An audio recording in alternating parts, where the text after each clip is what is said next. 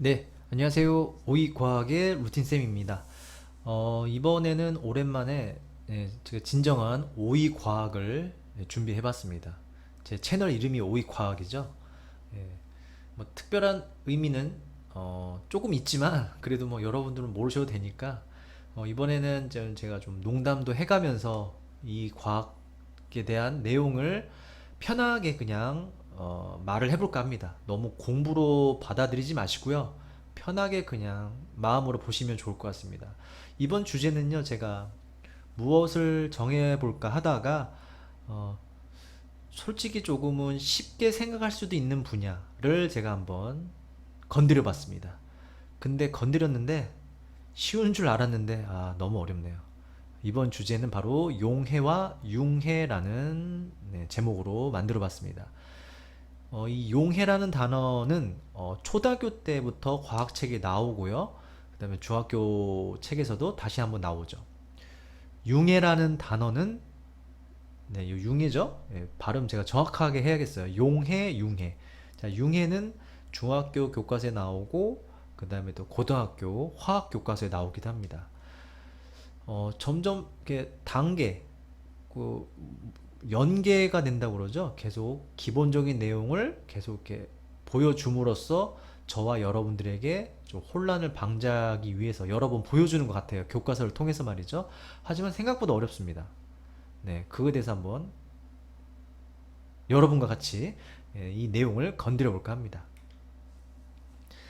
자, 네, 글자는 정말 한 끗 차이죠. 그래서 일반적으로 용해, 융해를 정말 정확하게 구별하고 설명하는 사람들이 제 개인적인 생각으로는 많이 없을 것 같습니다. 있으면 죄송하고요. 예, 죄송합니다. 근데 한 끗 차이라서 더 비슷하다고 여기고 그냥 얼버무리면서 그냥 이렇게 비슷하겠거냐 넘어가는데 제가 꼭 이 용해와 융해를 설명하면서 어, 이런 거 꼭 얘기합니다. 예. 수박과 호박이 한 글자 다르다고 비슷한 건 아니죠. 예. 그렇게 좀 예시를 들어줍니다. 어린 학생일수록 말이죠. 그러면 좀 고개를 끄덕이곤 하는데 예. 그렇다고요. 네, 그렇다는 얘기입니다.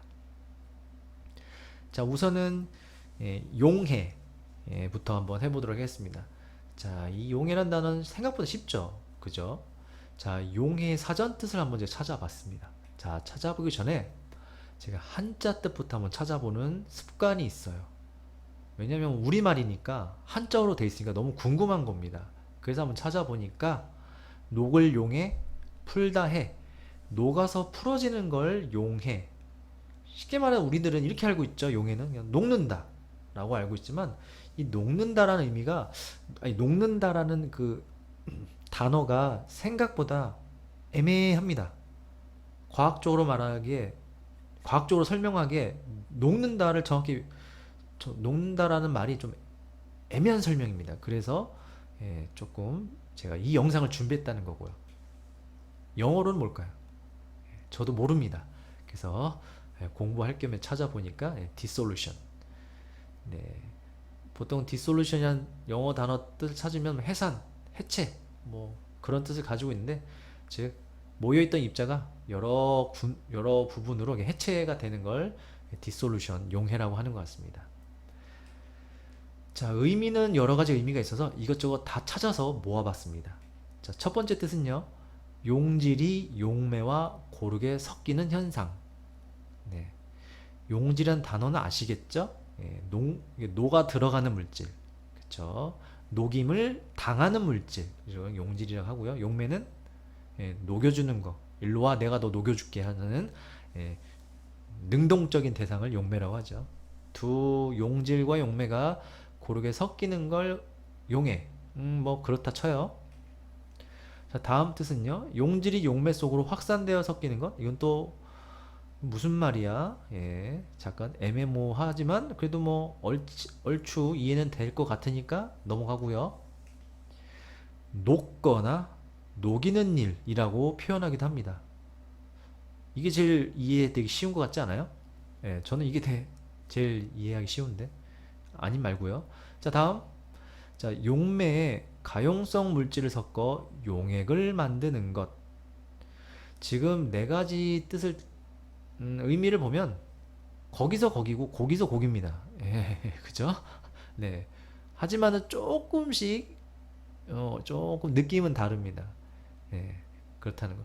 너무 이 용이란 단어를 자세히 설명하려면 엄청나게 문장이 길어집니다. 그래서 과학 단어를 그 뜻풀이한 것들 보면은 아주 간단하게 설명하기 위해서 핵심적인 것만 모아서 문장을 만들었죠. 하지만 그 문장이 완벽히 모든 걸 포함한다라고는 볼 수 없다라고 저는 생각합니다.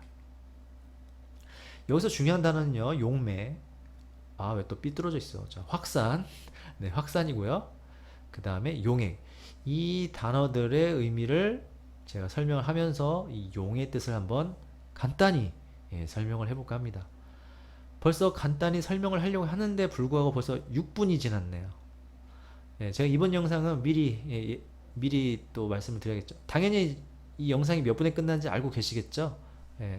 약 10분 정도로만 짧게 영상을 만들까 합니다. 제가 보니까 너무 길게도 지루합니다. 그래가지고 짧게 그래야지 뭔가 빨리빨리 끝내면서 성취하는 기분이 들잖아요. 그쵸? 너무 두꺼운 문제집 풀면 문제집 한 권 끝내는데 너무 오래 걸리잖아요. 근데 얇은 거 끝내면 너무 성취감 있지 않나요? 저만 그런 걸로 알겠습니다.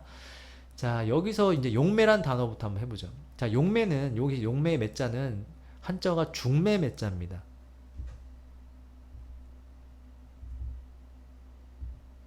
네, 제가 잠시 딴짓하고 있느라 좀 말 잘못했고요. 자, 요새는 중매란 단어를 잘 모릅니다. 중매 결혼. 네, 뭐 모르죠? 모르실 거예요. 옛날에는 라떼가 아니고요. 저 때보다 더 옛날에는 이렇게 남자와 여자가 결혼할 때 이렇게 뭐좀 연애해서 결혼하기보다는 중간에서 뭐 어르신들이 둘이 한번 결혼해봐 좋겠다 이렇게 해서 소개시켜서 이렇게 결혼하는 걸 중매 결혼이라고 하거든요. 그래서 중매 매자를 쓰고 있다는 거. 가운데서 뭐 도와준다. 뭐 이런 의미를 가지고 있는 게 용매 매자인 것 같습니다. 자, 용매의 정확한 뜻은요. 어떠한 용액이 존재할 때, 용액은 이미 섞여버린 겁니다. 그쵸? 섞여버린 액체, 용액이 존재할 때 용지를 녹여서 용액을 만들어주는 물질을 용매. 그쵸? 녹는 걸 도와주는 겁니다. 내가 녹게 해줄게 일로 와 하는 애를 용매라고 이해하시면 됩니다. 자, 그런데 우리가 액체와 고체를 섞는다. 뭐 흔한 거죠? 뭐 물과 소금을 섞는다. 그렇다면 여기서 녹여주는 물질, 즉 용매는 당연히 액체가 용매 역할을 합니다. 이 내용이 바로 초등, 중학교 교과서에 기본적으로 나오는 내용이죠. 그쵸? 액체, 고체를 녹여서 용해시키는 거. 그쵸? 자, 그런데 액체와 액체를 섞을 수도 있습니다. 그쵸? 예를 들면 뭐 물과 알코올. 그쵸? 둘 다 액체를 섞었으면 누가 용매일까요? 누가 녹여주는 걸까요? 물이요? 알코올일까요? 둘 다일까요? 애매하기 때문에 기준을 정해놨습니다. 어떤 기준을 정해놨냐면요. 더 많은 양의 액체를 용매라고 하자라고 한 겁니다. 만약에 뭐 술을 만든다. 그죠? 물이 많고요. 알코올이 적어요. 그래서 용매는 물이 되는 겁니다. 이해하시겠죠? 하물며 고체와 고체끼리도 섞여서 섞인 상태를 용액이라고 표현하기도 합니다. 좀 더 정확한 말로는 정확한 말이 아니고 다른 표현으로는 고용체라고도 합니다. 고체와 고체가 고르게 섞인 거, 그쵸? 그렇다면 여기서 뭐 누가 용매 역할을 할까요? 누가 녹여지는 거냐면 당연히 많은 양의 고체가 용매 역할을 합니다. 여기서 중요한 게 뭐냐면요. 너무 어릴 때부터 이 용해라는 단어를 배울 때 자꾸 주인공이 물이 많이 나오고요. 물이 용매 역할을 많이 합니다. 교과서에서 말이죠. 그렇기 때문에 우리 뇌 속에는 용액 하면은 물에 고체가 녹는 거 아니면 액체에 고체가 녹는 걸 그냥 용해라고 한다. 이렇게 탁 고정관념이 생겨버린 상태로 고등학교 내용을 배우려고 하니까 이게 뭐야? 라고 할 수도 있지만, 그래서 제가 조금이나마 건드려 본 겁니다. 이 부분을 말이죠. 자, 그래서 정리를 하면 용매, 즉 녹여주는 물질은 고체도 되고요, 기체도 되고요, 하물며 유체들도 용매 역할을 할 수 있다라고 하는 겁니다. 여기서 유체라는 건요, 뭐 유체역학에서도 뭐 유체란 단어 나오는데, 그냥 쉽게 표현해 드리면 유체는 흐를 수 있는 물체, 흐를 수 있는 상태의 물체를 유체라고 하는데, 대표적인 게 바로 액체와 기체입니다. 그렇죠? 유체라고 해서 또 액체만 생각하시면 안 돼요. 흐를 수 있는 입자들은 고체는 못 흐르죠. 자, 액체가 흐를 수 있고 기체도 흐를 수 있죠. 그래서 액체, 기체를 유체라고 말을 하곤 합니다. 그래서 유체도 용매 역할을 한다는 점. 그렇죠? 아주 기본만 건드렸습니다.